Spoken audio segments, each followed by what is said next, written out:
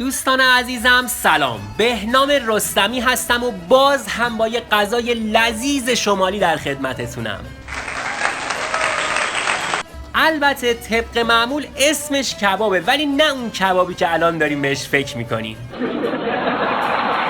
برای درست کردنشم اول گوشت راسته گوسفندی رو با پیاز رنده شده، گردوی آسیاب شده، جعفری و چوچاق خورد شده، رب انار ترش که میتونین بنا به ذائقه خودتون از رب انار ملس هم توش استفاده کنین، با فلفل سیاه و گلپر ورز میدیم تا موادمون خوب ترکیب بشن و به خورد هم برن.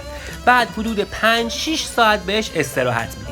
حالا توی گمج کمی روغن میریزیم و موادمون رو میریزیم توش و بازم کمی جعفری و چوچاق بهش اضافه میکنیم و تفتشون میدیم تا موادمون داغ بشن.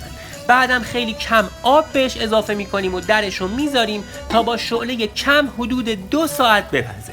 حالا نمک غذا رو اندازه میکنیم و تا 1 ساعت دیگه گمج کباب، این غذای محلی و اصیل گیلانی، آماده خوردنه.